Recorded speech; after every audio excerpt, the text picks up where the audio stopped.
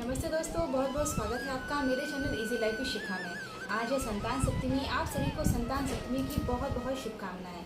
और दोस्तों बस आज का पूरा मैं आपको जो मैंने पूजा की है, प्रसाद बनाने से लेकर पूजा तक आज मैंने पूरा शूट किया है, तो आपको दिखा रही हूँ करके क्या क्या मैंने सामग्री यूज़ करी है पूजा में, कैसे मैंने पूजा करी है और क्या मैंने प्रसाद बनाया है, किस तरह से मैं प्रसाद बनाती हूँ। तो चलिए वीडियो शुरू करते हैं।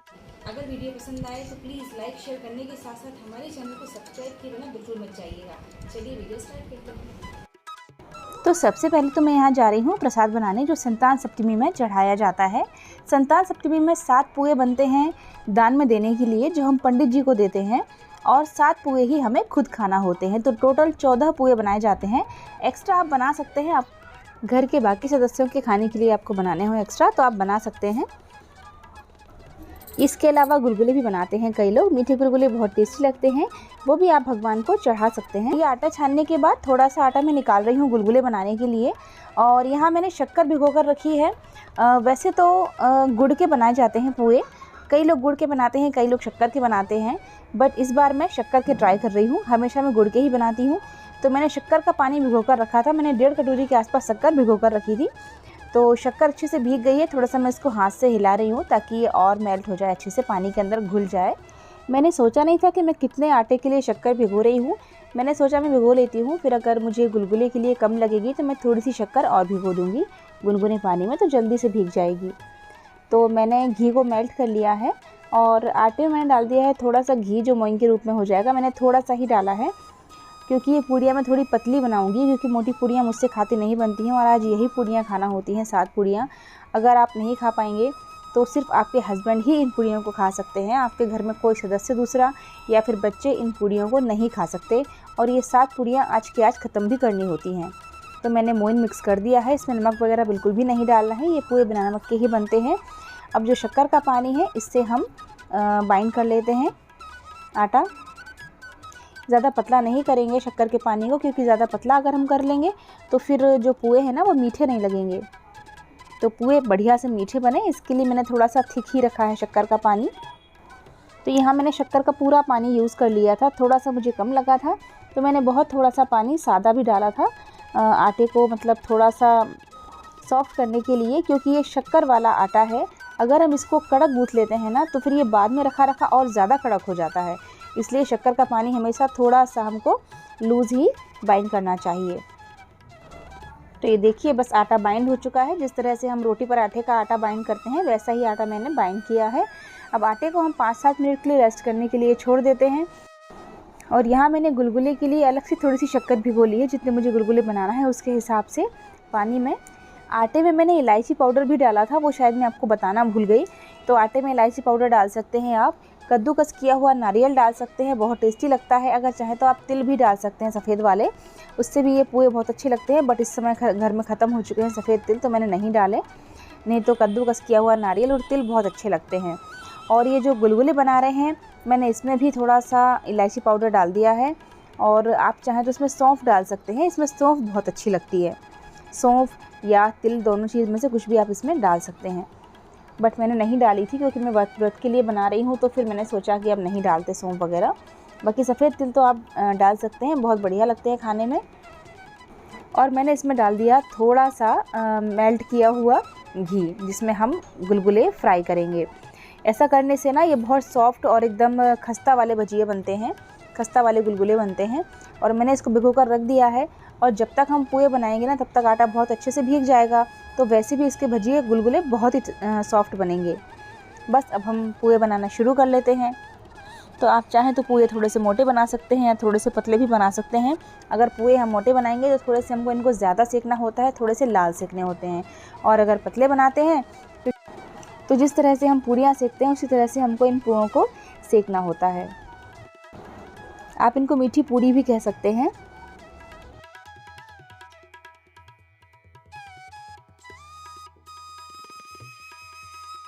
तो बस हल्की सी मोटी सी पूड़ी जैसे बेलते हैं वैसा मैंने इसको बेल लिया है। अब हम इसको घी में फ्राई कर लेते हैं।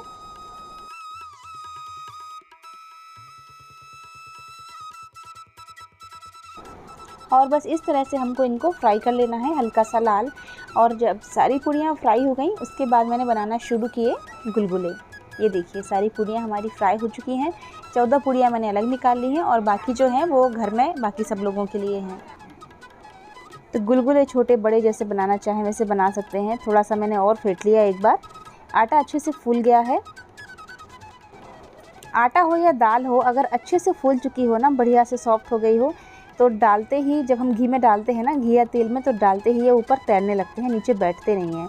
इसका मतलब ये होता है कि जो हमारे गुलगुले, भजिए या जो दही बड़े हम बनाते हैं, ये सब चीज़ें जो हम बनाते हैं ना, ये सब बहुत ही सॉफ्ट बनते हैं।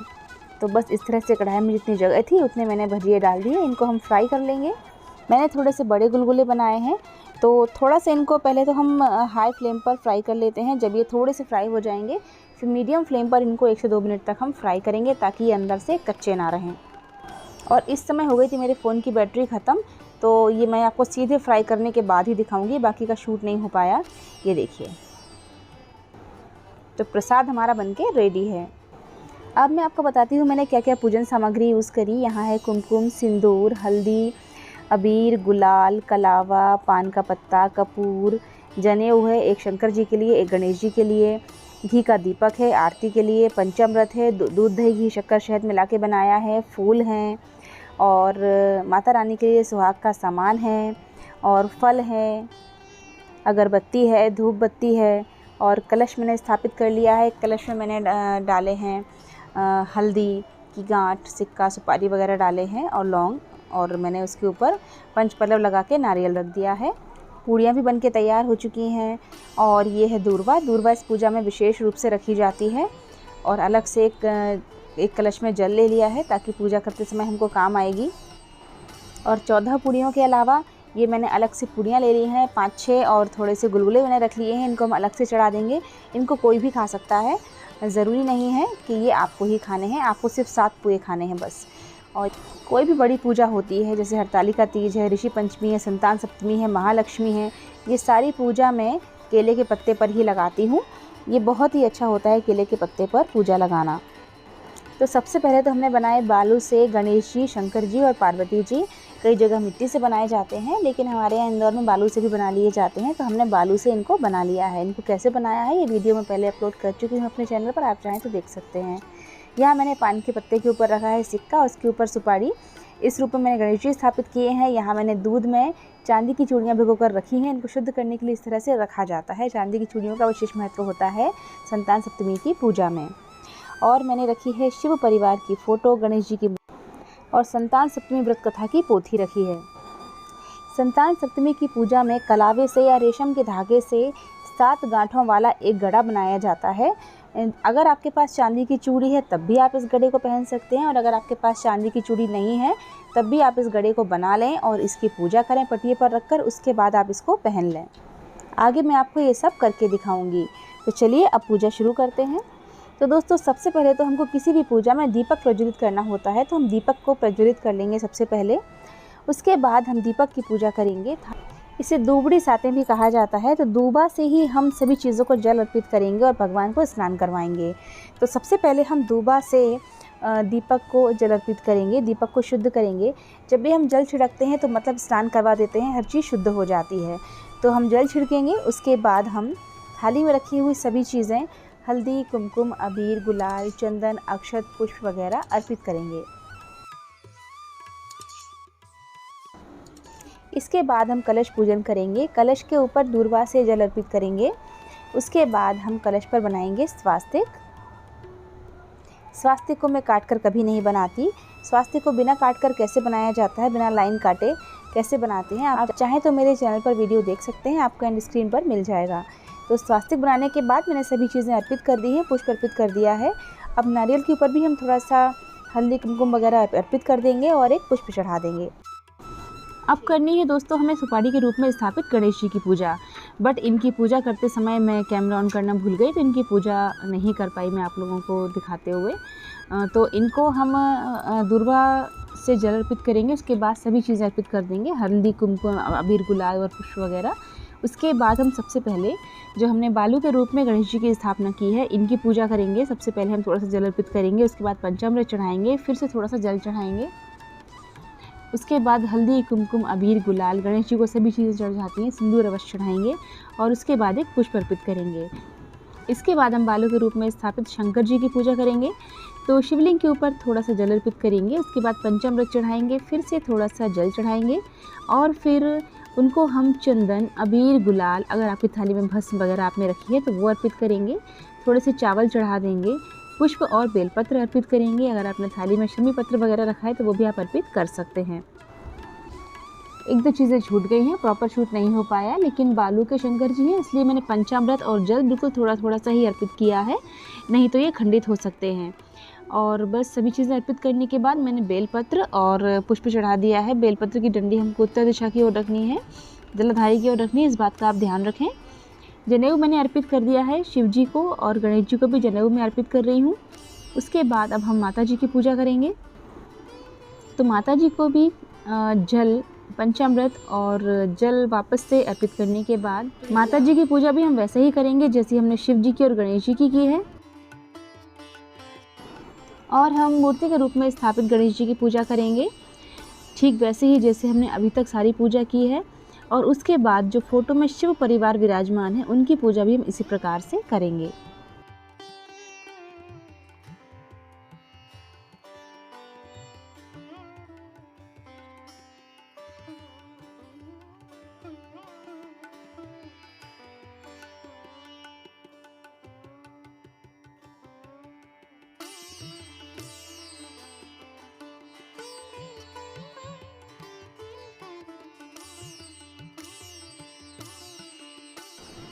पार्वती मैया को भी वस्त्र रूपी कलावा अर्पित करेंगे।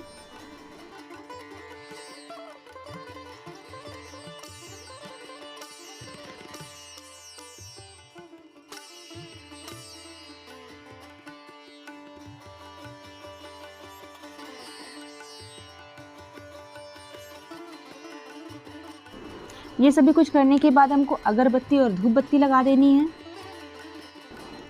सभी को तिलक करने के बाद, पुष्प अर्पित करने के बाद अब हम माता जी को अर्पित कर रहे हैं सुहाग की सामग्री, जो भी आपसे बन सके। इसमें मैंने ब्लाउज पीस, चूड़ियाँ, मेहंदी की कोन, सिंदूर और बिंदी का पत्ता रखा है। तो ये सभी चीज़ें मैंने रख दी हैं और मैंने इसके अंदर दक्षिणा भी रखी है। अगर हम पूजा में दक्षिणा चढ़ा देते हैं तो पूजा में रही हुई कमियों की पूर्ति हो जाती है। इसके बाद जो भी आपने थाली में फल रखे हैं, फल अर्पित करें आप भगवान को। जो पूड़ियाँ हमने 14 बनाई हैं उनको भी हम भगवान के समक्ष रख देंगे, उनको भोग अर्पित करेंगे उनका। इसके बाद हमने जो चूड़ियाँ रखी है हमने जो दूध में भिगोकर शुद्ध करने के लिए, उनको हम दूध में से निकाल कर अच्छे से साफ़ पानी में उनको धो लेंगे और फिर वापस हम उनको केले के पत्ते के ऊपर रख देंगे भगवान के पास और उनकी पूजा करेंगे। जिस तरह से हमने सभी की पूजा की है उस तरह से हम उनको हल्दी, कुमकुम, अबीर, गुलाल सभी चीज़ें चढ़ाकर पुष्प अर्पित करके उनकी पूजा करेंगे। उन्हीं चूड़ियों के पास हमको अपना बनाया हुआ गड़ा भी रख देना है जो हमने कलावे से बनाया है, और इन दोनों चीज़ों की पूजा हम एक साथ कर देंगे। जिस दूर्वा से हम पूजा कर रहे थे, थोड़ी सी दूर्वा हम चूड़ियों के ऊपर और थोड़ी गणपति जी को अर्पित करेंगे। सभी की पूजा करने के बाद अब हम कथा पढ़ेंगे या सुनेंगे। संतान सप्तमी की कथा का वीडियो मैंने अपने चैनल पर अपलोड किया है, अगर आप कथा सुनना चाहें तो आप वहाँ से भी सुन सकते हैं।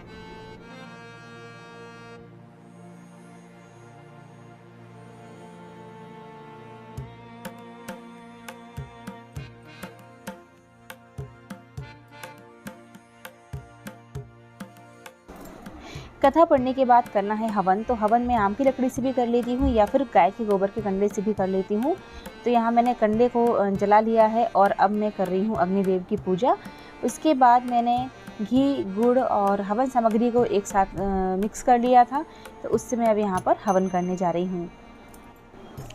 ओम गंगणपतये सर्व कार्य सिद्धि कुरु कुरु स्वाहा, इस मंत्र से या ओम गंगणपतये नमः बोलकर भी आप आहुतियाँ दे सकते हैं। 5, 7, 11, 21 आप जितनी चाहें उतनी आहुतियाँ दे सकते हैं।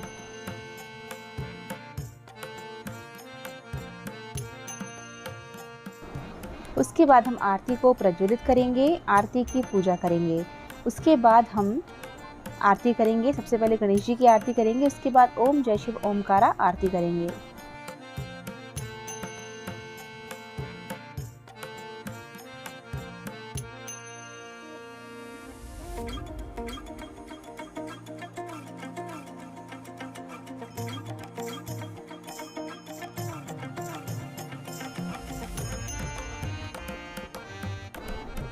आरती करने के बाद कपूर से आरती करेंगे, फिर आरती ठंडी करके भगवान को आरती देंगे। पूरे घर में आरती घुमाएंगे और घर के सभी सदस्यों को आरती देंगे। इस प्रकार से हमारी पूजा संपन्न होगी। अब जो चूड़ी पटे पर चढ़ी हुई हैं वो चूड़ियाँ हमको दाएं हाथ में पहन लेना है और जो गड़ा चढ़ा हुआ है वो गड़ा भी हमको दाएं हाथ में बांध देना है। अगर आपके पास चूड़ी नहीं है तो आप सिर्फ गड़ा ही हाथ में बांध लीजिए। एक विशेष बात मैं आपसे कहना चाहूँगी कि हर संतान सप्तमी पर चूड़ी आपको थोड़ी सी बढ़वानी चाहिए, थोड़ी सी चांदी उसमें ऐड करवानी चाहिए। ऐसा मानते हैं कि जैसे जैसे हम चूड़ी में चांदी ऐड करवाते हैं हमारा बच्चा भी वैसे वैसे ही उन्नति करता है। पटिये पर चढ़ा हुआ प्रसाद हम बच्चों में वितरित कर देंगे। जो हमने फल वगैरह चढ़ाए हैं, पुए हमको स्वयं ही खाना है, 7 पुए हम पंडित जी को दे देंगे और जो हमने सुहागी सामग्री चढ़ाई है वो भी हम पंडितानी को दे देंगे। आप चाहें तो उसमें से थोड़ी बहुत सामग्री खुद भी रख सकते हैं। आपके घर में जो भी संतानें हैं, पुत्र हैं या पुत्रियां हैं, उनको आप तिलक लगाकर कलावा बांधिए और भगवान से प्रार्थना कीजिए कि भगवान हमारे बच्चों को हमेशा उन्नति दें, उन्हें हमेशा खुश रखें, मेरे बच्चे दीर्घायु हों और बुद्धि के दाता गणेश जी हमेशा बच्चों को सद्बुद्धि दें ताकि वो जीवन में तरक्की करते रहें। पूजा पूर्ण होने के बाद कभी भी एक समय दिन में आप 7 पुए खा सकते हैं। आपको एक बार में ही खाने हैं, बार बार नहीं खाना है। अगर आप ये पुए ना खा पाएँ तो अपने पति को दे सकते हैं, लेकिन आपको ये पुए उसी दिन ख़त्म करना होंगे। इस वीडियो को यहीं एंड करने जा रही हूँ। उम्मीद करती हूँ दोस्तों आपको ये वीडियो ज़रूर पसंद आया होगा। इस वीडियो में दी गई जानकारी आपके लिए बहुत उपयोगी रही होगी। अगर आपको वीडियो अच्छा लगा है तो प्लीज़ लाइक ज़रूर कर दीजिएगा और दूसरों के साथ भी शेयर ज़रूर कीजिएगा। आपका एक लाइक हमको बहुत मोटिवेट करता है इसी तरह के अच्छे वीडियोस बनाने के लिए। साल भर में आने वाले सभी तीज त्योहारों के वीडियो हम अपने चैनल पर लाते रहते हैं, तो चैनल को सब्सक्राइब किए बिना बिल्कुल मत जाइएगा। फिर मिलते हैं नेक्स्ट वीडियो में। हर हर महादेव, जय माता दी।